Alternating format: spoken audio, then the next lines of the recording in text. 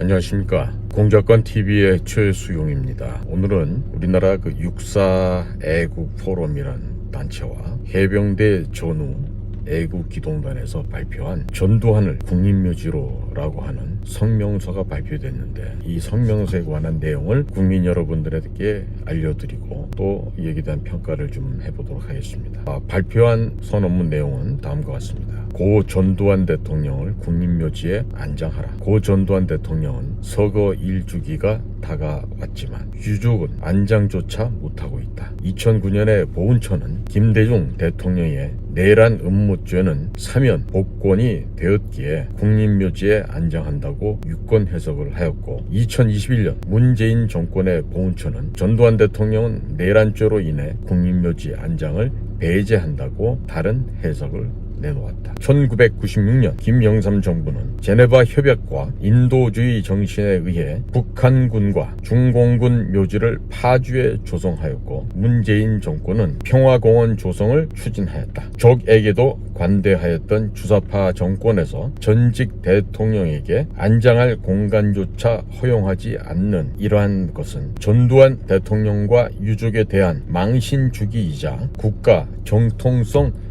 파괴 공작으로 규정하고, 우리는 자유와 공정을 표방하여 자유우파의 절대적 지지를 받고 탄생한 윤석열 정부의 아래와 같이 촉구한다. 하나, 적화 위기를 막은 전두환 대통령을 구국의 영웅으로 추모하라. 김영삼 정권은 기존의 5.18 관련 대법원 판결을 뒤집고 1995년 전두환 대통령에게 내란죄를 인용했지만 1980년 적화 위기로부터 대한민국을 구하고 고도로 성장시킨 진실은 누구도 부정할 수 없기에 우리는 전두환 대통령의 공적을 기억하고 대한민국을 구한 영웅으로 추모한다. 전두환 대통령은 생도 시절 익힌 민주주의 정신과 부하 섬김 리더십으로 부하를 신바람나게 만든 참 군인이었으며 11.6 김재규 일당의 반일륜 쿠데타를 12.12 결단으로 진압한 구국의 영웅이며, 북한으로부터 아웅산 테러를 당하고 남북 대결로 인한 높은 군사비의 부담 속에서도 연평균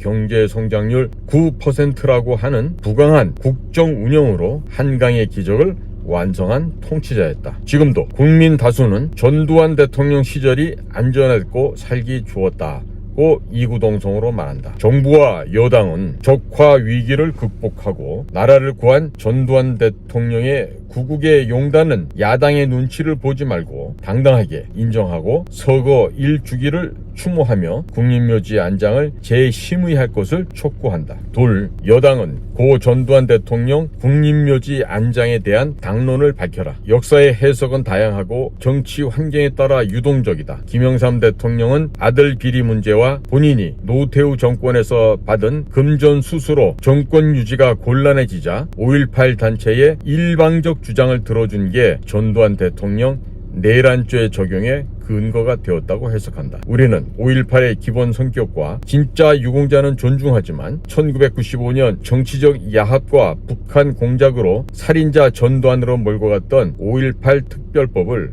우리는 인정할 수 없다. 국민의힘은 김영삼 정권이 일사부재리를 위반하고 5.18 관련 대법원 판결을 뒤집고 5.18 특별법을 만든 반헌법적 행위에 언제까지 침묵할 것인가. 5.18 특별법의 불법성을 근거로 고 전두환 대통령 국립묘지 안장을 재심의하고 심사 결과를 당론으로 밝혀라. 셋, 법무부와 보훈처는 전두환 대통령 국립묘지 안장을 추진하라. 김대중 대통령의 내란 음모죄는 사면 복권되었지만 원죄는 있기에 대한민국 법리상 국립묘지에 안장할 수 없다. 법무와 보훈처는 똑같은 법리와 국립묘지법이 정권에 따라 유권 해석이 바뀌면 되겠는가? 법무부와 보훈처는 두 분의 전직 대통령의 국립묘지 안장에 대한 유권 해석을 일치시켜라. 유권 해석 일치를 위해 이미 안장된 대통령을 파묘할 수도 없고 전두환 대통령의 명예회복을 위해 국격을 손상시키면서 유엔인권위에 5.18 특별법의 부당성을 제소할 수도 없지 않겠는가. 윤석열 대통령에게 전두환 대통령은 선배 정치인이고 부모격이다. 대통령령으로 안장심의 대상 재심의를 지시하고 국난을 극복한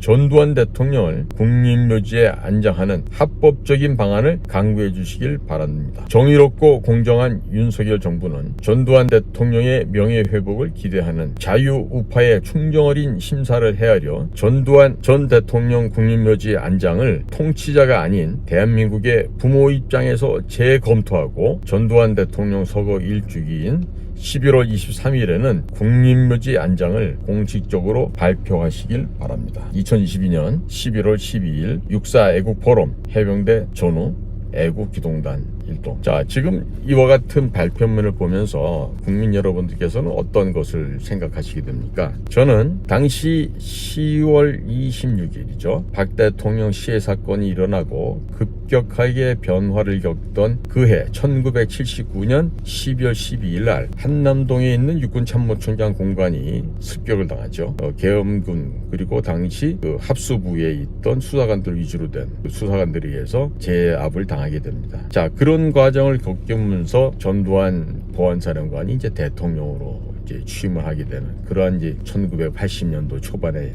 역사인데요. 전두환 대통령의 공과가 있지 않겠습니까? 특히 그 전두환 대통령의 공이라는 것은 전임자인 박정희 대통령의 산업부고 자립경제, 자주국방 이 목표를 향해서 돌진하던 국가의 방향을 조금도 브레이크 잡지 않고 계속해서 밀어붙여서 어마어마한 경제 성장을 당시 80년대에 이루어냈다는 거죠. 특히 전두환 대통령의 경우는 이 특별한 통치 철학이 있지 않았습니까? 예를 들어서 아웅산에 돌아가셨던 그 김재익 수석 같은 분에겐 당신이 나의 스승이고 당신이 경제 대통령이니 알아서 잘 하십시오 라고 이름을 해줬죠. 즉 모든 분야에 있어서 최고의 전문가들을 불러서 그 사람들의 의견을 경청하고 또 그들의 전문성을 10분 발휘하도록 그렇게 인사 조치를 했던 그런 대통령 아니겠습니까? 혹자들은 무슨 뭐 축구나 하고 머리가 텅텅 비어있는 그런 돌 땡땡이었다라고 얘기하지만 실상 그렇지가 않은 걸 우리가 이해를 해야 됩니다. 제가요 나이가 먹어가면서 전두환 대통령에 대한 평가를 다양하게 듣고 있습니다만은 최근에 만났던 한 서울대학교에 공부를 하고 있는 학생으로부터 들었던 충격적인 얘기를 들었습니다. 그 뭐냐? 우리나라가 더 잘 되기 위해서는 전두환 같은 대통령이 필요합니다. 20대 젊은이 얘기예요. 그리고 지금과 같이 자유민주를 떠드는 이러한 좀비들은 싹 쓸어내버리고 전두환이나 박정희보다 더한 독재를 해야 정신을 차릴 것 같습니다. 이 20대 청년의 언급이었어요. 과연 20대라고 해서 그냥 한 귀로 흘려버릴 수가 없었습니다. 자, 국민 여러분, 위기는 난세는 영혼을 만들어낼 수도 있겠죠. 지금 몹시도 국가가 위태로운 상황이지만 다시금 그 혼란의 시기를 잠재우고 정리했던 전두환 대통령을 다시 한번 생각해 보면서 올해 11월 23일 그분의 서거하신 1주년이 되기 전에 어서속히 아름다운 모습으로 공분을 만들어서 추모할 수 있는 공간이 생기기를 국민의 한 사람으로 바라는 마음 간절합니다. 오늘 말씀 마치겠습니다. 감사합니다.